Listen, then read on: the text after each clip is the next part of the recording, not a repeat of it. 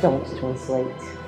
Bom, a frase mais falada por professores de inglês em todos os cantos do Brasil, em todos os cantos do mundo, eu não sei se eu me atrevo a dizer isso, mas aqui na aba, sem dúvida, certo? É o tal do don't translate. Não traduza. Eu falo isso acho que 7 vezes por aula, certo? Em todas as turmas. Mentira, tem umas turmas que são bem legais em relação a isso. Tem umas que, meu Deus do céu, a aula inteira. Não traduza, não traduza, não traduza, não traduza. E aí quando chega na hora do dever de casa, eu faço assim, traduz isso aqui, pega essa música aqui e traduz esse refrão.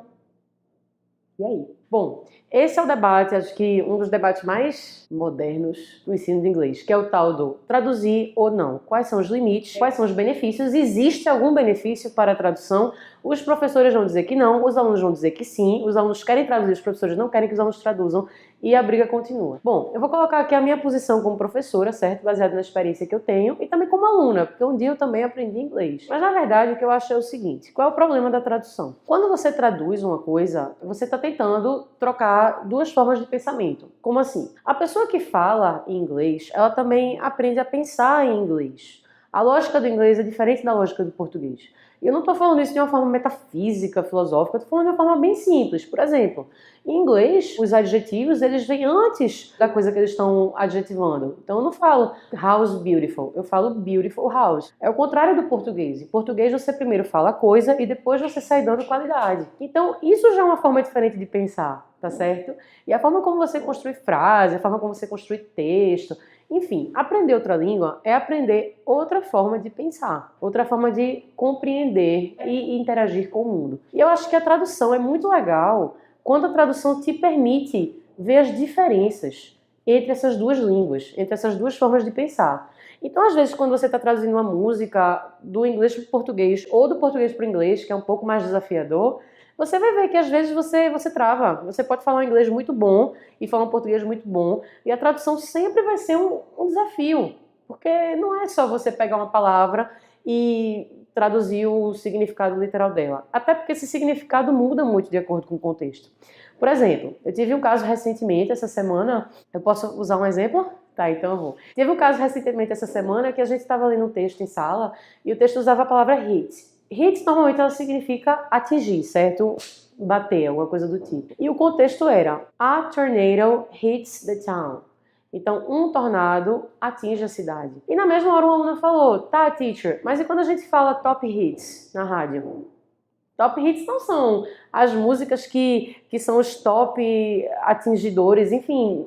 Você entende um pouco a conexão, mas você percebe que não tem uma palavra perfeita para estar sempre traduzindo tudo. Isso quer dizer, as coisas mudam com o contexto. É assim em português também. E o que são top hits? São as músicas que fazem sucesso na rádio, certo? Acho que a maioria de vocês é familiar com esse termo, ou não, porque eu sou meio velhinha e eu ouço música, e hoje em dia acho que ninguém mais ouve, né, o cara na rádio falar dos top hits. Mas então, a tradução é muito legal nesse sentido. Quando você está traduzindo uma coisa, você para pensar um pouco sobre como você vai traduzir aquela frase com aquele pensamento, aquela lógica, para outra frase, com outra lógica, com outro pensamento. E isso também te faz compreender melhor a sua língua e como você pensa. Isso é muito legal. Por outro lado, o que os professores reclamam, na verdade, não é dessa tradução que você faz em casa, como estudo, ou que você faz de uma forma mais observadora, certo? A tradução que os professores reclamam é quando você, ao invés de usar a tradução para reparar nas diferenças entre a língua,